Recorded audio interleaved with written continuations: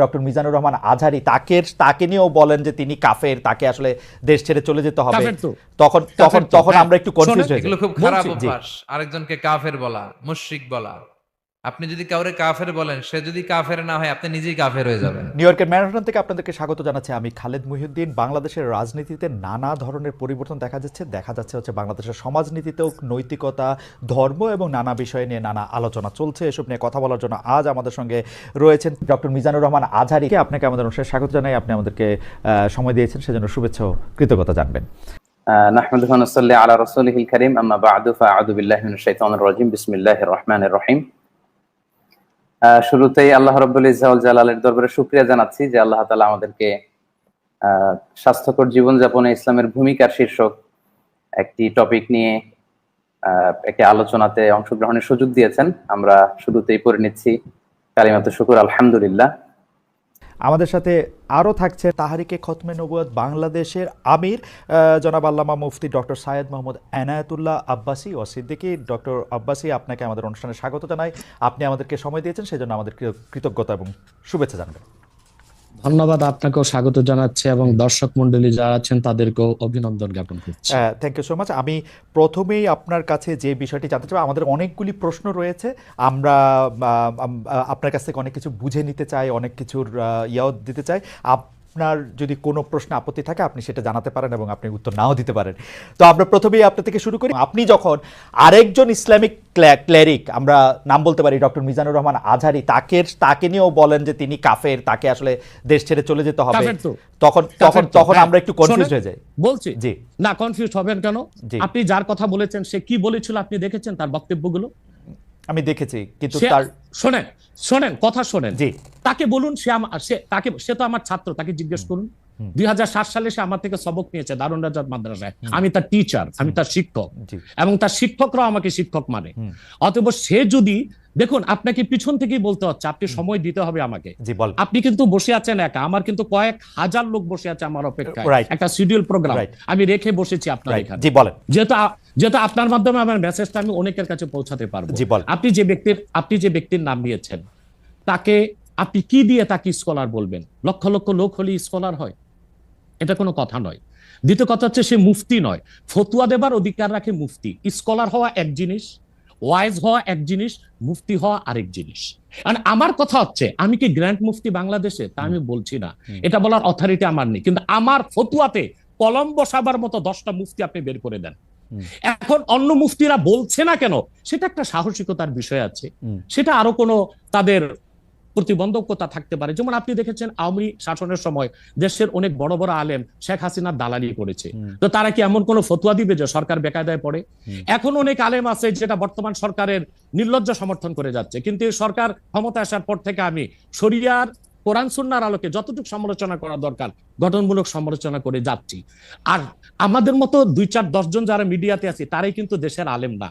হাজার হাজার আলেম ওলামা পীর মাশায়েখ নীরবে নিভৃতে নির্জনে ইসলামের খেদমত করে যাচ্ছে, তাদের মতামতটাও দেখতে হবে। এখন যারা ফ্রন্টে চলে এসেছে, মিডিয়াতে চলে এসে সেলিব্রিটি হয়ে গেছে, তারাই কি বললো সেটা দেখার বিষয় না। এখানে তো যদি আপনি একটা প্রশ্ন আনেন যে আসলে শাতিমকে ক্ষমা পেতে পারে কিনা, বা রাষ্ট্র যদি শাতিমকে পৃষ্ঠপোষকতা দেয়, তার শাস্তি নির্ধারণ না করে, তাহলে কোনো জনগণ বিচারটা হাতে করতে পারবে কিনা? আপনি দেখুন পৃথিবীতে যত অভ্যুত্থান ও বিপ্লব হয়েছে, জনগণ আইনকে হাতে তুলে নিয়েছে। আপনি 5ই আগস্ট দেখেন, বাংলাদেশে রাষ্ট্র ক্ষমতা যে এসেছে বর্তমান সরকার, এটা গণতান্ত্রিক পদ্ধতিতে হয় নাই, ছাত্র জনতা আইনকে হাতে তুলে নিয়েছিল। এই বিপ্লবকে আপনি অবৈধ বলবেন? যে 6-7 জন সমন্বয়ক নেতৃত্ব দিয়েছে তাদেরকে আপনি সন্ত্রাসী বলবেন? না, কিছু করার ছিল না। 15 বছরে যে জগদ্দল পাথর ফেসিবাদী হাসিনা বসেছিল, গণতান্ত্রিক পদ্ধতিতে এটাকে সরানো সম্ভব হয় নাই, আইনকে হাতে তুলে নিতে হয়েছে। অতএব যদি গণতন্ত্রের স্বার্থ রক্ষে আইনকে হাতে তুলে নেওয়া যায়, আল্লাহ তার হাবিবের সুমহান ইজ্জত এবং স্বার্থে আল্লাহ তার হাবিব সাল্লাল্লাহু আলাইহি ওয়াসাল্লামের ইজ্জতের বিপক্ষে কেউ কথা বলবে এবং ধারাবাহিকভাবে শাস্তি পাবে না, চলতেই থাকবে। আমরা শুধু মিটিং মিছিল করে লাঠি পেটা খাবো আর গুলি নিব। স্যার আপনার কাছে মনে হয় না, স্যার আপনার কাছে মনে হয় না এটা আপনার কাছে মনে হয় না এটা আপনার পয়েন্ট অফ ভিউ?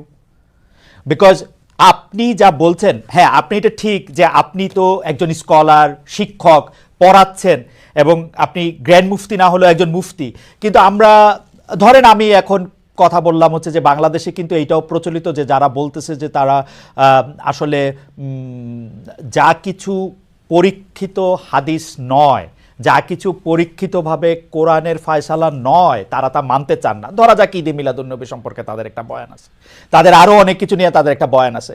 তাদের মধ্যে থেকেও কেউ কেউ আছেন যারা মক্কা মদিনায় বড় বড় জায়গায় আলেমের কাজ করতেছেন। আমি আব্দুর রাজ্জাক বিন ইউসুফের কথা বলতে পারি, আরও আপনি জানেন কাদের কথা আমি বলছি। তাদের কেউ কেউ মনে করেন আপনার পথ তো আসলে ঠিক না। এক, দুই হচ্ছে আপনি যার কথা যেভাবে বলতেছেন যে ধরেন মিজানুর রহমান আজহারী কি আসলে একজন স্কলার কিনা।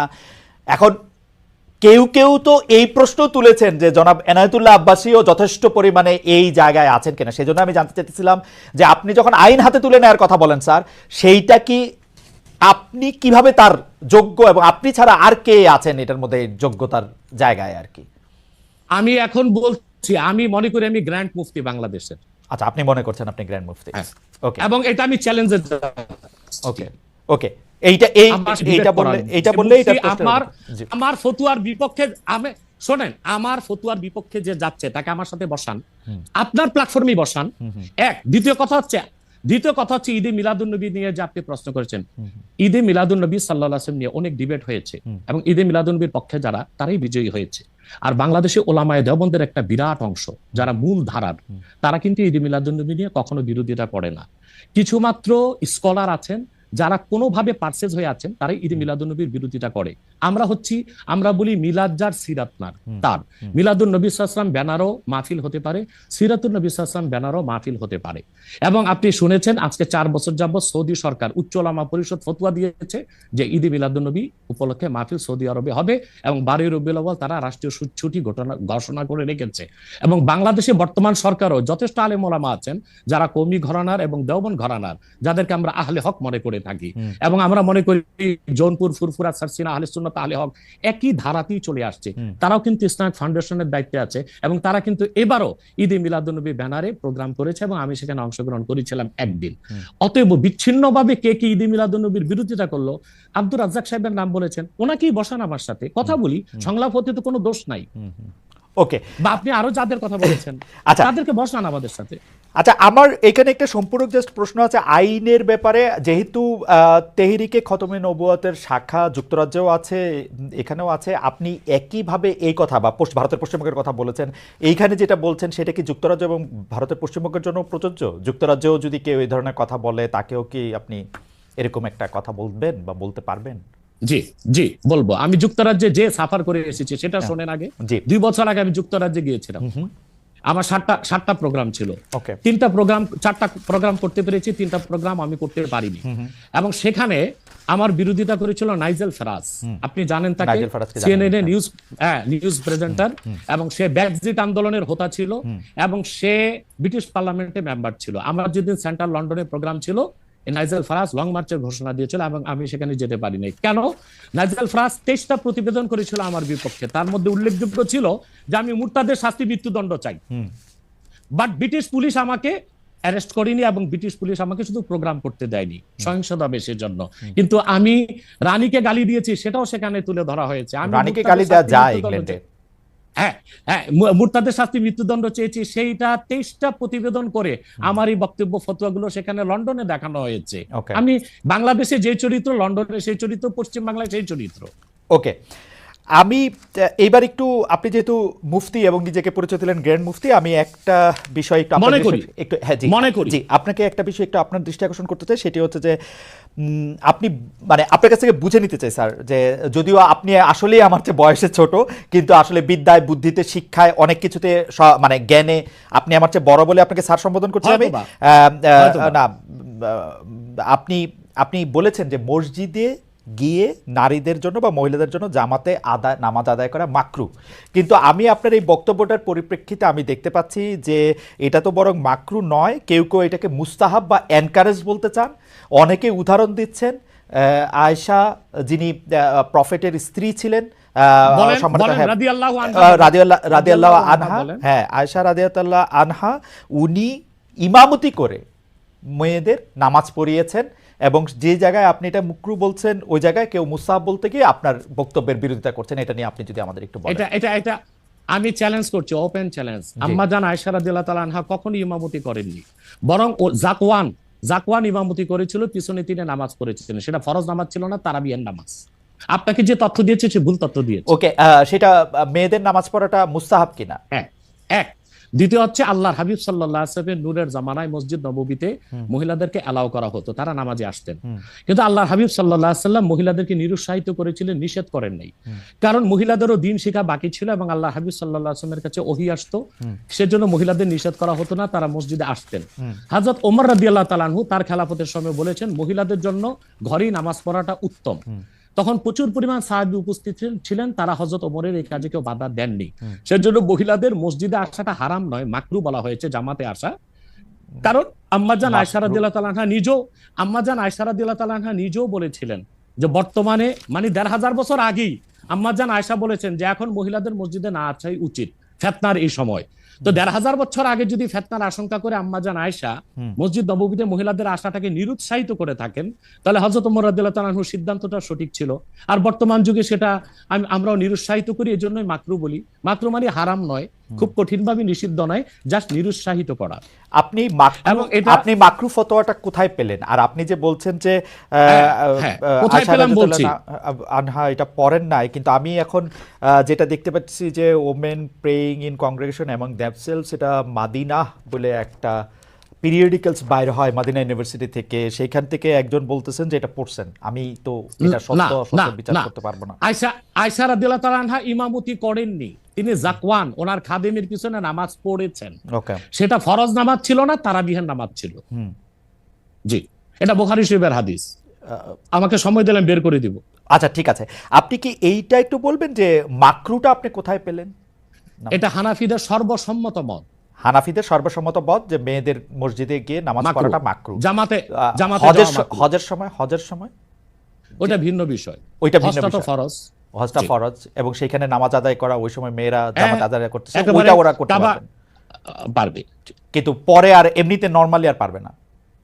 পারবে না মানে বললাম তো নিরুৎসাহিত করা হয়েছে, তারা ঘরে পড়বে, ঘরে পড়াটাই উত্তম। এটা যদি মাকরু হইতো তাহলে কি হজের সময় এটা পড়াটা জায়েজ থাকতো? না, স্থানকাল ভেদে পার্থক্য আছে না। আপনি এখন তো আজকে আগামীকাল দুপুরে আপনি পানাহার করতে পারবেন, কিন্তু পহেলা রোজায় দুপুরে পানাহার করতে পারবেন, সেটা তো হারাম হয়ে যাবে না। স্থানকাল পাত্র বেশে হুকুমটা ভিন্ন হবে না? হবে, কিন্তু যেটা হজে পারমিটেড, যেটা হজের মাঠে পারমিটেড, সেটা আর পৃথিবীর কোথাও মাকরু হইতে পারে? হজটা কি? হজটা হচ্ছে কাবাগরে যেতে হবে, পুরুষকেও যেতে হবে, মহিলাকেও যেতে হবে, কাবাগর একটাই, সেজন্য সেখানে সেটা ছাড় আছে। কিন্তু মসজিদ পৃথিবীতে একটা না, মহিলারা ঘরে নামাজ পড়তে পারবে। হ্যাঁ, তারপর আমরা এটা বলে থাকি, যেমন কোন মহিলা ঢাকা গেল শপিং করার জন্য, এখন নামাজের সময় হলো, সে বাড়িতে আসতে নামাজ কাজা হয়ে যাবে, সে বাইতুল মোকাররম যে নামাজ পড়ে নেই, মহিলাদের জন্য যদি সুব্যবস্থা থেকে পড়তে পারবে। মাকরুটাকে আপনি খুব বড় করে দেখার প্রয়োজন নাই। এই যে আপনার মাথায় টুপি নাই, এটাও কিন্তু মাকরু স্যার, যেটা মাথায় বসাও মাকরু, রাইট। যেটা কিন্তু তাই বলে তো আপনাকে আমি গুনাহগার বলতে পারছি না, পারেন না বলতে, অসুবিধা নাই। স্যার, আমি যেটা বলতে চাইতেছি, এমন কোন কাজ কি আছে যেটা কাবাগারে করা যায়, অন্য যে কোনো জায়গায় আরেকটা মাকরু হিসেবে বিবেচিত হবে? আর কোন কাজ কি এরকম আছে? বোঝার জন্য জানতে চাইতেছি স্যার। হ্যাঁ, বোঝার জন্য বলতেছি। যেমন কাবাগারে উপস্থিত হলে ওযু অবস্থায় যেতে হবে, অন্য কোনো জায়গায় গেলে ওযু অবস্থা লাগবে না। কেউ যদি হজ করতে ইহরাম বাঁধে, স্ত্রীর সহবাস তার জন্য হারাম যতদিন কাবাগারে, না, যেটা কাবাগারে করা যায় সেটা অন্য কোথাও হারাম আছে কিনা? কাবাগর, হ্যাঁ হারাম আছে। যেমন কাবাগর তোয়াফ করা হচ্ছে ফরজ, হজের একটা ফরজ, কিন্তু পৃথিবীর অন্য কোনো ঘর কোনো জায়গায় তোয়াফ করা যায় না, সেখানে যেটা যে অন্য জায়গায় যায় না। মানে যেহেতু কাবাগর তোয়াফ করা যায়, মানে কাবাগর শুধু তোয়াফের জায়গা, কাবাগর তোয়াফ করা ফরজ, কিন্তু পৃথিবীর অন্য কোনো মসজিদ বা আল্লাহর ওলির কোনো কবর বা মাজার তো তোয়াফ করা যাবে না, সেটা তো শিরক। আচ্ছা, তাহলে স্থানকাল পাত্র ভেদে এবং সময়ের ভিন্নতার কারণে হুকুম পরিবর্তন হয়। যেমন আমি আপনাকে একটা উদাহরণ দিয়েছি, আগামীকাল আপনাকে দুপুরে খেতে হবে, সেটা খাওয়া আপনার জন্য সওয়াবের কাজ। আল্লাহ বলেছেন কুলু ওয়াশরাবু, খাও পান করো, কিন্তু ঠিক পহেলা রোজার দিন দুপুরে আপনি খেতে পারবেন না, সেটা হারাম। অথবা মাকরুর বিষয়টাও স্থানকাল পাত্র ভেদে তো পরিবর্তন হবে। লাস্ট কোশ্চেন এই সিরিজে জাস্ট বোঝার জন্য, আমাদের অনেক দর্শক জানাচ্ছেন যে সৌদি আরব সহ ইসলামী বিশ্বের অনেক দুনিয়ায় মেয়েদের জামাতে নামাজ পড়ার ব্যবস্থা মসজিদে আছে, তাহলে সেই ব্যাপারটা কি মাকরু কিনা এবং তাদের শরিয়া বোর্ড সেইটাকে আসলে পরীক্ষা করছে কিনা? আবার বলেন তো প্রশ্নটা। এমন অনেক মুসলিম দেশ আছে, সৌদি আরব সহ, আরব দেশ সহ, যেখানে জামাতে মেয়েদের নামাজ পড়ার ব্যবস্থা আছে। বিশেষ করে রমজানের সময় তো তারাবির নামাজের ক্ষেত্রে মেয়েরা অনেকেই যান, তো সেই ক্ষেত্রে তারা এই মাকরুর ব্যাপারটা অবগত কিনা, তাদের শরিয়া ব্যাপারটার দিকে নজর রাখছে কিনা? আপনি হয়তো বা ভুলে গেছেন আমার উত্তরটা, হানাফি মাযহাব মতে মাকরু। আমরা যেহেতু আচ্ছা। মাযহাব হানাফি মানি এই জন্য মাকরু, কিন্তু সৌদি আরবে হানাফি মাযহাব না, হাম্বলি মাযহাব, আচ্ছা। সেখানে মাকরু না। আচ্ছা, মানে হানাফি মাযহাব মতে মাকরু। ওকে, আমি পরের আপনার আপনার বক্তব্যটা নিশ্চয়ই অন্য আলেমরাও শুনেছেন, তারা তাদের মতো করে তারা ব্যাপারটা বিবেচনা করে দেখবেন। আমরা এটা শুনলাম। এইবার নেক্সট প্রসঙ্গে বা প্রশ্নে আসি। আপনাকে নারীদের নামাজের ব্যাপারে একটা হাদিস শোনায় দিচ্ছি, জি, সহিহ বলুন। মুসলিম। জি। সহিহ মুসলিম জি। হাদিস নাম্বার 1027। হুম। আন আমরাতা বিনতে আব্দুর রহমান أنها أخبرته أن عائشة زوج النبي صلى الله عليه وسلم قالت لو أدرك رسول الله صلى الله عليه وسلم ما أدرك النساء لمنعهن المسجد। পরিষ্কার সহিহ মুসলিমের হাদিস। হযরত আমরা বিনতে আব্দুর রহমান বলেন, রাসূল সাল্লাল্লাহু আলাইহি সাল্লামের সহধর্মিণী আল্লাহর হাবিব সাল্লাল্লাহু আলাইহি ওয়াসাল্লামের স্ত্রী আম্মাজান আয়েশা রাদিয়াল্লাহু তাআলা আনহা, যার কথা বলেছেন তিনি নামাজ পড়েছেন, উনি বলেছেন যে বর্তমানে মহিলাদের এখনকার অবস্থা যদি আল্লাহর হাবিব সাল্লাল্লাহু আলাইহি ওয়াসাল্লাম দেখতেন তাহলে তাদেরকে মসজিদে আসতে নিষেধ করতেন। সহিহ মুসলিম হাদিস নাম্বার 1027। আপনি সেই স্কলারদেরকে বলেন এই হাদিসটার জবাব আমাকে দিতে। ওকে, তার মানে আমি শেষ করি। তার মানে হচ্ছে মহিলাদেরকে মাকরু বলার দ্বারা হানাফি মাযহাবে যে নিষেধ করা হয়েছে, কঠিন নিষেধ না, মানে নিরুৎসাহিত করা হয়েছে। ওকে, ঠিক আছে, এটা নিশ্চয়ই এটা নিরুৎসাহিত করা হয়েছে, এটা আপনি বলছেন, নিশ্চয়ই এটা একটা প্রণিধানযোগ্য। আমি দলিল দিয়েছি। আমি এই বিষয়ে আর আপনার সাথে পরবর্তী প্রসঙ্গে আসি।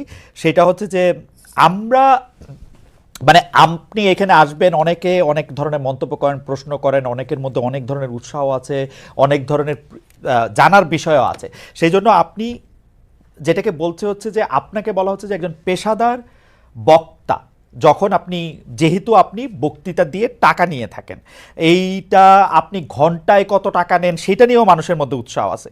এই ধরনের বিষয় নিয়ে আপনি কি বলবেন? কেউ কেউ আবার বলে থাকেন আপনি যে বক্তৃতা দেন সেটা দিয়ে একটা নির্দিষ্ট অঙ্কের টাকা নেওয়াটাও আসলে ঠিক হচ্ছে কিনা সেটা নিয়ে অনেকে প্রশ্ন।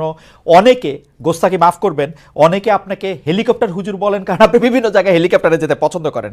এই ধরনের নিউজ, এই ধরনের আলোচনা আপনি আসলে কিভাবে নিয়ে থাকেন? দেখেন, আপনি একজন স্বনামধন্য সাংবাদিক এবং আপনি সাংবাদিকতার মাধ্যমে বাংলাদেশের অনেক উপকার করেছেন, কিন্তু কোন হিংসুক বা নিন্দুক যদি বলে খালেদ মহিউদ্দিন একজন বাচালি করে টাকা কামাই করে, এটাকে আপনি মানবেন? মানবো। আমি বক্তা না, আমি হচ্ছে দায়ী আল্লাহ। আমি আপনি ঠোঁটে চেয়ে খান, কিন্তু আমি মেধা দিয়ে সেবা করি মানুষকে। আমি বক্তা নই। আমার পরিচয় হচ্ছে, দেখুন আমাদের একটা ইতিহাস আছে, আমি পেশাদার কোনো বক্তা নই, আমি হচ্ছে দায়ী আল্লাহ। আল্লাহর দিনের দাওয়াত মানুষের কাছে পৌঁছে দিই। এখন আসে টাকার বিষয়। বাংলাদেশে কেউ কোনো দিন দেখাতে পারবে না আমি আমার নিজের জন্য কোনো টাকা চেয়ে নেই। যদি আমি কোনো প্রোগ্রামে কন্ট্যাক্ট করে টাকা নিতাম তো সর্বনিম্ন 3 লাখ টাকা রেট রাখতাম, কিন্তু কখনো কখনো আমাকে তারা খুশি হয়ে যাবে সেটা আমি নিয়ে থাকি। দ্বিতীয় হচ্ছে হেলিকপ্টার প্রসঙ্গ, এটা হচ্ছে আমার অত্যন্ত প্রয়োজন। হেলিকপ্টারটা আমার চেয়ে বেশি বাংলাদেশে শেখ হাসিনাও ব্যবহার করেন, এটা আমি অহংকার করে বলছি না, আল্লাহ তাআলার শুকরিয়া আদায় করছি। এবং বাংলাদেশে অনেক বক্তা বা স্কলার এক সময় আমার বিরোধিতা করেছে, আমি হেলিকপ্টার কেন চলি, হেলিকপ্টারে কেন যাই। বাংলাদেশে 2014 সাল থেকে ব্যাপকভাবে আমি হেলিকপ্টারে যাচ্ছি। এখন অনেক বক্তা, স্কলার বা স্ক্রু ড্রাইভার যাই বলেন, তারা হেলিকপ্টার ব্যবহার করছে, এখন আর সমস্যা হচ্ছে না। আমারটাই আর কি সমস্যা ছিল। হেলিকপ্টারটা কেন ব্যবহার করি, আপনাকে একটা সহজ উদাহরণ দিচ্ছি। গত পরশুদিন আমার একটা প্রোগ্রাম ছিল মেঘনাতে, দিনে বাদে জোহর, আর রাতে আমার প্রোগ্রাম ছিল রংপুর হারাগাছ, সেটা মিডিয়াতে ব্যাপক প্রচার হয়েছে। পরের দিন আমার প্রোগ্রাম ছিল কালকে লোহাগাড়া, এই চট্টগ্রাম সাতকানিয়ায়। এখন আমি হেলিকপ্টার ব্যবহার না করে দিন ও রাতে 3টা প্রোগ্রাম করা কি আদৌ সম্ভব? না, সম্ভব না। যেখানে আমার বাড়ি আব্বাসী মঞ্জিল থেকে চিটাগাং রোড যেতে 1.5 ঘন্টা লাগে, তা আমি কিভাবে মেঘনার প্রোগ্রামটা দিনে করে রাতে হারাগাছ করে পরের দিন চট্টগ্রাম যাই? আমাকে এটা অনিবার্য কারণে হেলিকপ্টার ব্যবহার করতে হচ্ছে, এবং সেটা জনগণই দেখে। এর জন্য তো আমাকে হেলিকপ্টার হুজুর বলতে পারে না।